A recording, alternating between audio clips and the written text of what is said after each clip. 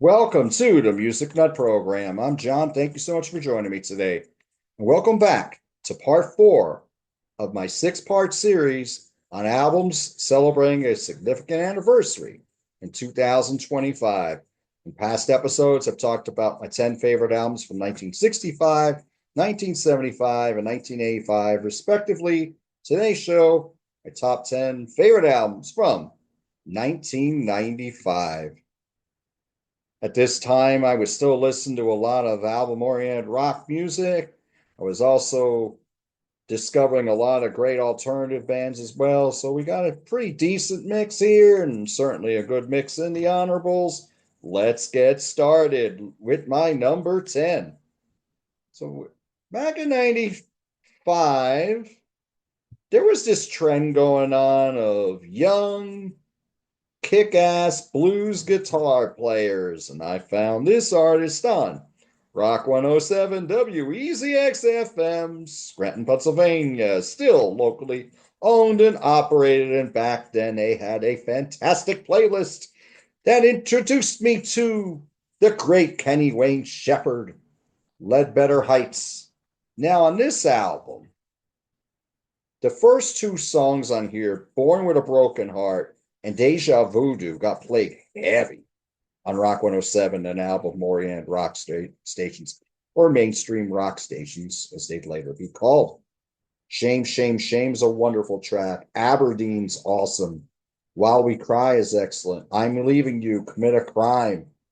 Great cover of the song that's been done by a few blues artists, including Stevie Ray Vaughan on the Live Alive album. Riverside's awesome. What's Going Down? Excellent. Ledbetter Heights. The title track is the closing instrumental, and that kicks ass and takes names. Excellent. Debut album from Kenny Wayne Shepherd, who's still out there slaying audiences. He is my number 10 with his debut, Ledbetter Heights. My number 9 is an artist that I've talked about on Tim's Vinyl Confessions. And I've put a link in the description on when I talked about this album when we did the deep dive on Y&T. And as many of you know, Tim also wrote a wonderful panel book about Y&T, which I was blessed to be a part of. My number 9 is Y&T's Musically Incorrect. That would be this album here. This is a 2 CD collection, which has Endangered Species from 1997 on the second disc. This was their first album in 5 years. They had broken up before this, and then they got back together, and they put out an album that wasn't heard by a lot of people, most of their diehard fans, but they got heavier on here. The song craft is still there. The band still sounds excellent. They stretch a lot of these songs out to the 6, 7 minute mark, but they still sound great. The songs never get boring. Long Way Down's wonderful. Flyaways. Dave Meniketti finding his inner Robin Trower, which I've said on a few other shows like Tim's Vinyl Confessions. Quicksand is excellent. I've Got My Own is awesome. Nowhere Land is Phil Kennemore's Beatles S track, which is very strong. Pretty Prison, tough and heavy, as is 21st Century. I'm Losses, a cover of a track that they recorded as Yesterday and Today. Confusion is really heavy. Kind of, I wouldn't know, I wouldn't say this is like a grunge album, but they definitely picked, definitely plugged in a distortion pedal on here. It's a heavier album. No Regrets. Y&T had a fantastic knack for those killer ballads, and No Regrets is another one in a long line of them. My number 9 is Y&T, Musically Incorrect. My number 8 is a band I just recently discussed here on the Music Nut program, and they will be going on tour in the States in the summer, co-headlining with a band live. I'm talking about Collective Soul and their second album, which is self-titled. They also released another self-titled album later in their career that a lot of people call Rabbit because there's a rabbit on the cover. Now, this was their biggest album in the States, 3 million copies sold. It was 8 times platinum in Canada. all over radio for like a 2 year stretch, whether it was your album oriented rock stations with the songs Gel and Where the River Flows, or your alternative stations, or your top 40 stations with December and The World I Know, which are both elegant songs. They were both top 20 hits here. In the States, two of their three biggest hits. Of course, their biggest hit is Shine from their debut album, but the deep cuts on here are awesome too. Wonder Waterfalls is very melodic collection of goods, has kind of a neo psychedelic feel. Bleed is very cool bass line. That simple rocks like hell. Very strong album. Arguably their best. My number 8 is Collective Souls, self-titled second album. My number 7 is a band that I discussed on Daniel Bosch's channel, Bicycle Legs Talks Music. We ranked the albums by this band, and there is a link in the description. It's Tears for Fears, Raul and the Kings of Spain. This album did not sell well worldwide, I don't believe it did. But I thought it continued the craftsmanship from what they had from the beginning of their career. By this point, it's Roland Orzabal is Tears for Fears. Kurt Smith's long gone out of the band. But there's so many great songs on here, like the title track, Falling Down is wonderful. It's got a kind of a Pink Floyd feel to it.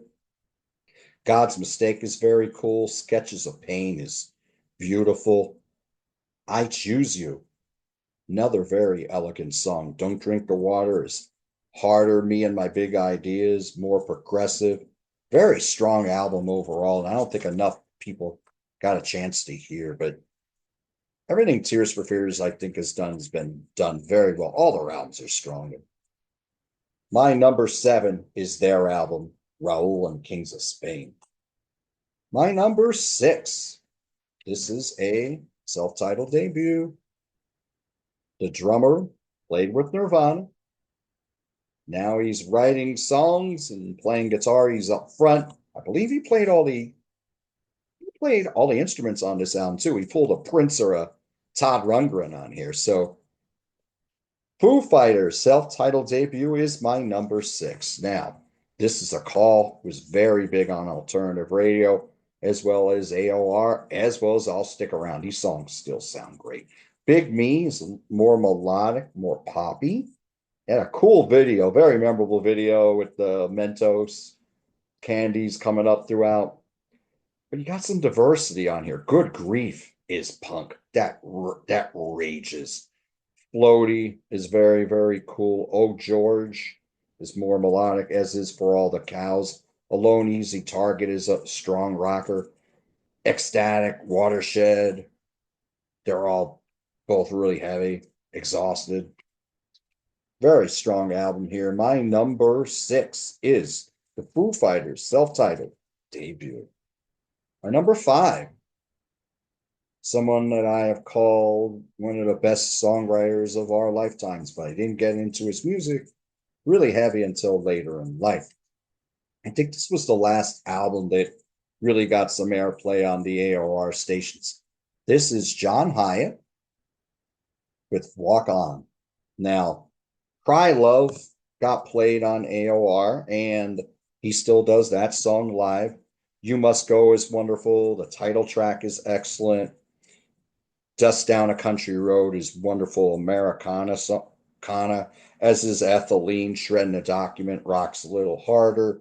Your Love Is My Rest is one of those great tearjerker ballads. He always has great tearjerker ballads on all of his albums. Friend of Mine's wonderful. River Knows Your Name. Another top-notch album from an artist who's got a ton of them. John Hiatt, Walk On, is my number 5. Next 2 albums I'm going to talk about, probably 2 of the biggest selling albums of 1995 worldwide. This album was huge in the States, but it was even bigger in Europe. This band was always bigger in Europe too, because they were from the UK. I'm talking about Oasis and their second album, What's the Story? Morning Glory. This was the only album that really gave the band hit singles in the United States, but every song on here is a banger. Hello is a wonderful opener. Roll With It is very catchy. Great bridge on it. Wonderwall was the biggest hit in the States for Oasis, and I think it's one of the biggest hits all time in the UK. Don't Look Back in Anger is very elegant, wonderful chorus on it. That was very popular here in the States. Hey Now is wonderful. Some might say is very joyous. One of my favorite songs on the album, easy. Cast No Shadow, got this 60s psychedelic feel to it. Morning Glory, the quasi title track, Rages, and Champagne Supernova, fantastic. A song that just builds and builds in momentum to that fantastic chorus. It is wonderful. The whole album, wonderful. What's the Story? Morning Glory is my number 4. And number 3, now this artist, huge in the States. This album has sold probably close to 20 million copies by this point, and it was even bigger in Canada. This is Alanis Morissette with her third album, but her first album outside of Canada, Jagged Little Pill. Now, another artist who was over a variety of genres and formats on radio. She was getting played on AOR, getting played on Top 40, getting played on adult contemporary, adult alternative. You Ought to Know was the song that really broke her here in the States. That's when people just really discovered her. And that song is so hard hitting and it sounds so great even to this day. The hit singles chart wise, like on the pop charts here, were You Learned and Ironic, which were more pop and they were more reflective. Wonderful choruses on both, but All I Really Want got played heavy. Hand in My Pocket got played heavy. Head Over Feet got played very heavy. Like these songs were all over the radio for about a 2-year period. And not a top heavy album. Right Through You, Perfect, Mary Jane, Not the Doctor, Wake Up, fantastic deep tracks, all of them. Wonderful album. My number 3 is Alanis Morissette, Jagged Little Pill. And number 2, this is an artist that is very well loved, very well critically acclaimed. A lot of critics would say this is one of the best bands from the last 30 years, maybe the best band in the last 30 years. I definitely put them up there. It's Radiohead with their second album, The Bends. Now, the first album gave us the hit single Creep. The rest of the album was, it didn't, well, if you heard what they did later, you'd wonder why it was the same band because they were really just starting to get their act together then, but this was like the quantum leap forward for this band. No hit singles. They never had hit singles again. They didn't need to have hit singles. They just wrote these fantastic, very strong albums, great melodies that sink in over time, wonderful songs. Tom York is a wonderful singer. He's got a falsetto that'll make you cry. High and Dry was a single. It didn't chart very high. Fake Plastic Trees, I don't even think charted at all. But that is one of the best songs of my lifetime. It's just beautiful. I mean, that's the only way you could describe it. Like beautiful song in a dictionary, Fake Plastic Trees. That's how I feel. But you also had songs on here that rock pretty hard, like Bones and Just, and the title track, Black Stars. Awesome, wonderful chorus on that track. Bulletproof, I Wish I Was, Nice Dream. They're very nice ballads, very well done. And it's a deep album. They were really adding a lot of soundscapes and textures here, which they would go to another level to on OK Computer. But I think song for song, this would be my favorite album by Radiohead. It is The Bends, and that is my number 2. Now, my number 1. Now, if you've been following this channel, this should not be a surprise because I've been doing a series on this gifted singer, songwriter, guitarist, banjo player for the last 3 months. I'm talking about Chris Whitley. Din of Ecstasy is my number one and has been my number one album of 1995 since I bought it as a new release. This was a 180 musically from the Americana and the blues rock that you had on Living with the Law. And Living with the Law was the only time he really crossed over to AOR. Overall, though, I think this album always flowed a little bit better. It, how would you describe it? I've always said it's Jimi Hendrix meets grunge with craftsmanship and drama. That's what you got out there. Narcotic Prayers of Wonderful Opener. Never is very raging and it goes to No, which is more dramatic. Oh God, My Heart is Ready was the single off the album where they're playing. It's a black and white video and they're playing in a street in New York and it's really, really cool. Can't Get Off, God Thing, those are slower and they really bring you in again with the drama. Din, the quasi title track, that's Chris Whitley's driving song to me. That's like his LA Woman, the song you get on the highway and you play that song.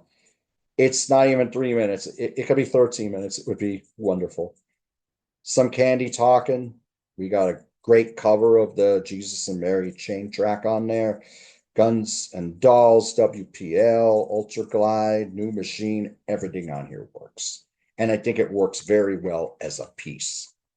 How would I rank this among the Chris Whitley albums? Well, you'll just have to tune in a few weeks when I rank his albums here on the Music Nut program. So, number one is Chris Whitley, Din of Ecstasy. Honorable mentions. Let me see what we got here. And then after I give you these three, I will go to Notepad. You'll see some glare.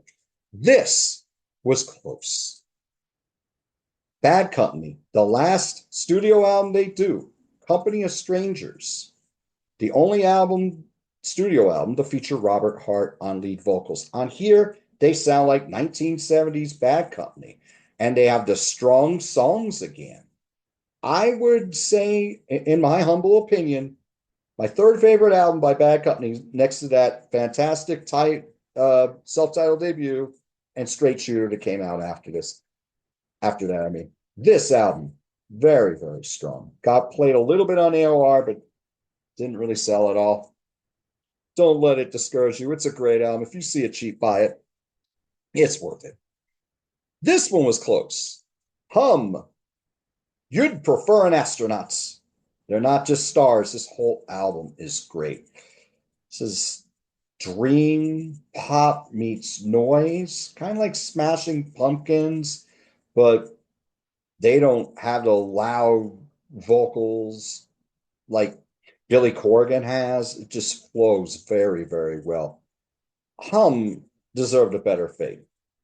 Their whole catalog is very, very good. And here's a legacy artist who has a lot of albums that are considered classics. I don't ever hear anyone say this is a classic, or you don't really hear this album mentioned at all. Van Morrison, Days Like This from 1995. And I think some of his 90s albums are really, really strong between Enlightenment and this album and The Healing Game. That was some of his strongest material, but he's got a fantastic catalog. And a lot of great songs on here. The craftsmanship is in very strong form. So let's go into the honorable mentions. If we go live albums, Phish, a live one. Excellent, excellent live album. Wonderful. Steely Dan, Alive in America. This is recordings of their first shows after they got back together. They wouldn't make a studio album again until 2000, but all the versions of the songs on here, they hit Royal Scam really hard and Aja very hard on here. Very, very good. Spirit of the Wild by Ted Nugent. I thought this was his best studio album since the 70s. Easy. Very, very good, of course. You had Derek St. Holmes back in the band. I think that helped a lot. Very, very good. Neil Young, Mirror Ball. This was the album he did with Pearl Jam. I don't think it's the greatest recording, but I thought the songs were definitely there. Garbage, their self-titled debut. Very, very good. There's another great live band. I saw them open for Tears for Fears. Morphine. Yes. Morphine are awesome. They're they had a sound like nobody else with the stand-up bass and the saxophones. Very, very elegant. They don't have a large catalog. Their leader wound up dying on stage a few years after this, maybe 10 years after, but Morphine's got a good catalog. James McMurtry, Where'd You Hide the Body? He's got a very good catalog. I like everything he has done. Maybe one day I'll do a series on him. Bruce Springsteen, The Ghost of Tom Joad. When I first heard this floored me. And it still does. This is like this deep, dark folk album. And I mean, it's a lot darker than Nebraska, I think, in my opinion. It's just a more dramatic album. Very good. King Crimson, Thrak, their first album since Three of a Perfect Pair. This combines the 70s sound of Red with those 80s albums where Adrian Blue had joined the band. Very, very good. Adrian Blue's on here, and Tony Levin and several other members that have been in and out. Very cool, cool album. Prince, The Gold Experience. This was another strong album by Prince. You don't really hear much about it because his 80s albums were so iconic. Gold Experience is very good. Primus, Tales from the Punch Bowl. Southbound Pachyderm, love that song. Love it. Life of Agony, Ugly. Never heard that album until a few years ago. I found it in a record store in Ohio, I believe, and very, very cool. Old 97's Wreck Your Life. This is their debut album, and they put on a great live show. I saw them with Nick Esquire back in September. Meat Puppets, No Joke. This album doesn't really, it gets kind of a bad rap because the first single was Scum. The rest of the album's pretty good. Motorhead, Sacrifice, another strong album by that band. Motorhead, what a wonderful catalog they got. I mean, Motorhead had a pretty consistent catalog, except for March or Die. So, what are your 10 favorite albums from 1995? What do you think of the selections that I have here? Do you like my honorables more than my top 10? What other albums would you put in here? Please let me know in the comments. And again, I have links to when I was on Bicycle Legs Talks Music with Daniel Bosch on when we reviewed the Tears for Fears catalog. I have that link in the description. I have a link in the description for when Tim Derling and I discussed the Musically Incorrect album on Tim's Vinyl Confessions. So, thank you all so much for joining me today. Do what you love, and I'll talk to you soon.